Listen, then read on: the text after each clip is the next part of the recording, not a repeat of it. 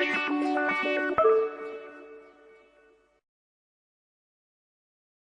ये कहानी ऐसी 4 पत्नियों की है जिनके पति तो शहर में काम करते हैं और ये सारी की सारी अपने ही गांव के एक लड़के गुड्डू से मजदूरी करवाना चाहती हैं। मूवी काफी ज्यादा इंटरेस्टिंग है, तो अगर तुम शादी करना चाहते हो या तुम्हारी शादी हो चुकी है तो तुम्हारे लिए इस मूवी को देखना काफी ज्यादा जरूरी है। तो शुरू करते हैं आज की मूवी एक्सप्लेनेशन, जिस मूवी का नाम है 4 लुगाइयाँ।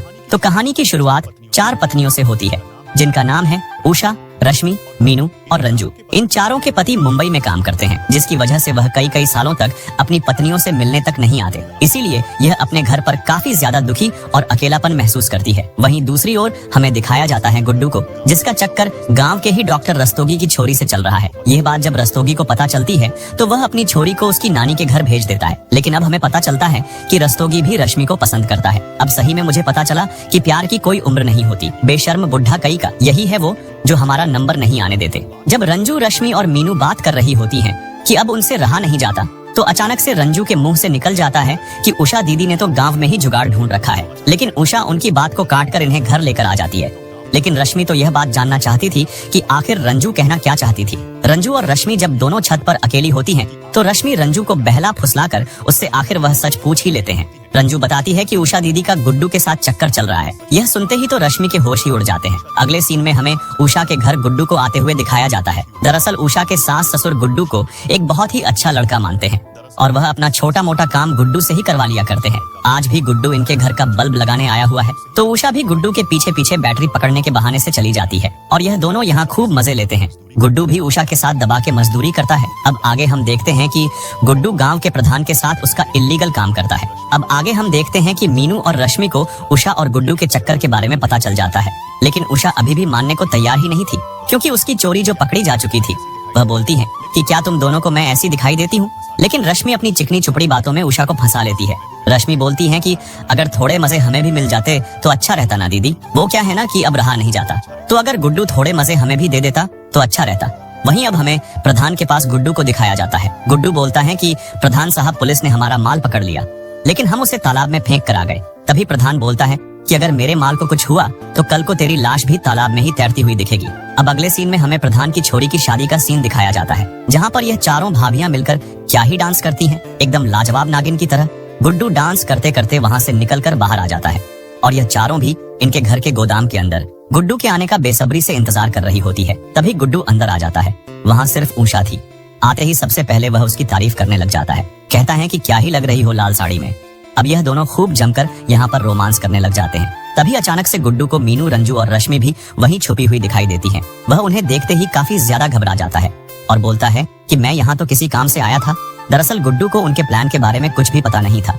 तभी उषा बोलती है कि डरो मत गुड्डू, ये सभी भी हमारी ही टीम में है। ये तीनों भी तुम्हारे साथ सब कुछ करना चाहती है। गुड्डू के तो यह सुनते ही मन में लड्डू फूट जाते हैं, क्योंकि ऐसी किस्मत बहुत कम लोगों को मिलती है। आगे बढ़ूं उससे पहले तुमने अगर वीडियो को लाइक नहीं किया हो तो कर दो और बताओ कि क्या तुम्हें भी कभी ऐसा मौका मिला है। अब हम फिर से हमारी कहानी पर आते हैं। गुड्डू मन ही मन में खुश होकर बोलता है कि तो बताओ किससे शुरू किया जाए। तभी वह रंजू की ओर आगे बढ़ने लगता है, लेकिन उषा बोलती है कि रंजू को यह सब नहीं करना, वह तो बस हमारा साथ दे रही है। तभी वह मीनू की ओर आगे बढ़ता है, लेकिन मीनू रश्मि की ओर इशारा करती है और रश्मि उषा की ओर। लेकिन वह रश्मि से शुरू करने वाला होता है कि तभी लाइट चली जाती है। अचानक से उन्हें कुछ गिरने की आवाज आती है। वह टॉर्च से उजाला करके देखती है तो वहाँ गुड्डू नीचे गिरा हुआ था। उषा बोलती है कि अभी तो कुछ किया भी नहीं, उससे पहले ही गिर गए तुम तो। लेकिन उषा बोलती है कि इसकी तो सांसें भी नहीं चल रही, मतलब कि अब गुड्डू मर चुका था। ये चारों की चारों काफी ज्यादा घबरा जाती है। पूरी रात यह इसी के चारों ओर बैठकर रोती रहती है। उन्हें काफी ज्यादा डर लग रहा होता है कि अगर किसी को इसके बारे में पता चल गया तो हमें तो फांसी की सजा हो जाएगी। इसलिए वह गुड्डू की लाश को ठिकाने लगाने का प्लान बनाती है।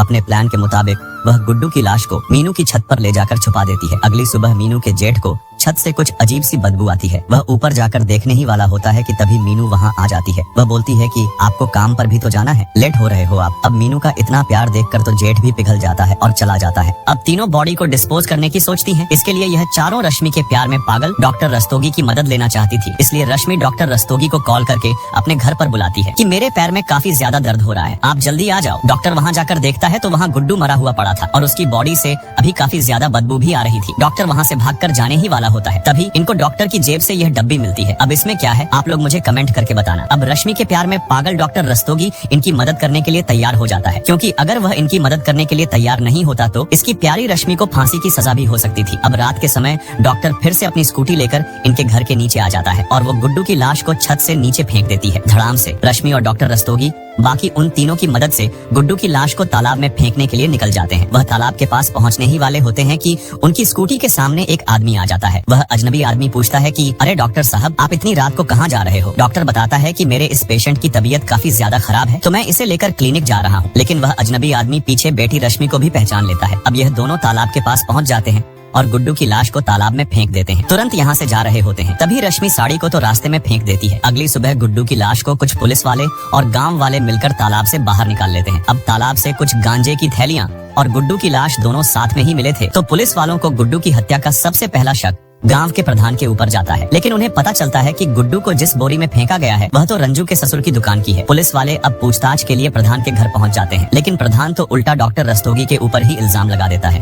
वह कहता है कि ऐसा डॉक्टर की छोरी का उसके साथ चक्कर चल रहा था, तो इन्होंने ही मारा होगा उसे। लेकिन डॉक्टर भी साफ मना कर देता है कि मेरा काम तो लोगों को बचाना है, मैं क्यों मारूंगा किसी को। लेकिन अब पुलिस वाले फिर से डॉक्टर रस्तोगी के क्लिनिक पर आ जाते हैं। डॉक्टर रस्तोगी पूछता है कि कैसे आए सर? पुलिस वाला बोलता है कि मोटरसाइकिल से। पुलिस वाले यहाँ भी डॉक्टर रस्तोगी से पूछताछ करते हैं, लेकिन डॉक्टर बोलता है कि मैंने गुड्डू को नहीं मारा, प्रधान का पाला हुआ कुत्ता था वो, प्रधान ने ही मारा होगा उसे, या फिर हो सकता है कि उसके दोस्त कालू ने। तो अब पुलिस वाले पूछताछ के लिए कालू के पास पहुंच जाते हैं, लेकिन वह तो इनसे बचकर भागने की पूरी कोशिश करता है। लेकिन जब पुलिस वालों ने उसे पकड़ा और उससे पूछा कि गुड्डू गांव की किन किन औरतों के साथ समाज सेवा करता था, जवाब में कालू बताता है कि गांव के गिरधारी की बहू उषा का चक्कर भी उसके साथ चल रहा था। तो यह सभी पूछताछ की बातें गांव का एक आदमी सुन लेता है और वह उषा के पति को फोन करके बता देता है कि तुम्हारी बीवी का चक्कर तो गांव के गुड्डू के साथ चल रहा है। अब पुलिस वालों को गुड्डू की पोस्टमार्टम रिपोर्ट से पता चलता है कि जब गुड्डू की लाश तालाब में मिली तो उसकी मौत उससे 5 दिन पहले ही हो गई थी, लेकिन उसकी बॉडी को सड़ने से बचाने के लिए कुछ केमिकल का यूज किया गया है और यह वही केमिकल थे जो इन्होंने डॉक्टर रस्तोगी के क्लिनिक में देखे थे। इसी बीच पुलिस वाले गांव के उसी अजनबी आदमी को पकड़ लेते हैं जिसने रश्मि और डॉक्टर को स्कूटी पर तालाब की ओर जाते हुए देख लिया था। इसी बीच इन चारों के पति भी घर आ गए थे। इनके साथ खूब जोर जबरदस्ती करते हैं। पुलिस वाले भी अब रश्मि के घर आ जाते हैं और उससे पूछताछ करते हुए पूछते हैं कि आप शनिवार की रात कहाँ थी? रश्मि बताती है कि वह उषा दीदी को लेकर डॉक्टर के साथ क्लिनिक पर गई थी। तो अब पुलिस वाले उषा के घर भी उससे पूछताछ करने पहुंच जाते हैं, तो उषा भी वही सेम स्टोरी बताती है। अब यह पुलिस वाले पूछताछ के लिए डॉक्टर के पास चले जाते हैं, तो डॉक्टर भी यही सेम स्टोरी बताता है, क्योंकि अभी हाल ही में रश्मि ने मैसेज करके डॉक्टर को सारी बात बता दी थी। अब पुलिस वाले जिस बोरी में गुड्डू को फेंका गया था उसका पता लगाने के लिए उषा के घर चले जाते हैं। उन्हें गोदाम में गुड्डू की टूटी हुई चश्मा का ग्लास भी मिलता है। तो अब यह पुलिस वाले पूछताछ के लिए इन चारों को गिरफ्तार करके ले आते हैं। पूछताछ करने पर यह सारी ही अपना दुख दर्द बताने लग जाती है। वह बोलती है कि जब हमारी शादी हुई तो उसके कुछ टाइम बाद ही हमारे पति हमें छोड़कर शहर चले गए। हमारी उन्हें कोई भी परवाह नहीं है। 1-2 साल बाद तो वह घर आते हैं। अब ऐसे में आप जानते ही हो सर, आखिर एक औरत कब तक अकेले में गुजारा करेगी? औरत को सिर्फ पैसे ही नहीं बल्कि शारीरिक सुख भी चाहिए होता है। लेकिन हमारे पतियों को इससे कोई भी फर्क नहीं पड़ता और वह खुद तो शहर में न जाने कितनी औरतों से मजे ले रहे होते हैं। तो हमारी इसी जरूरत को पूरा करने के लिए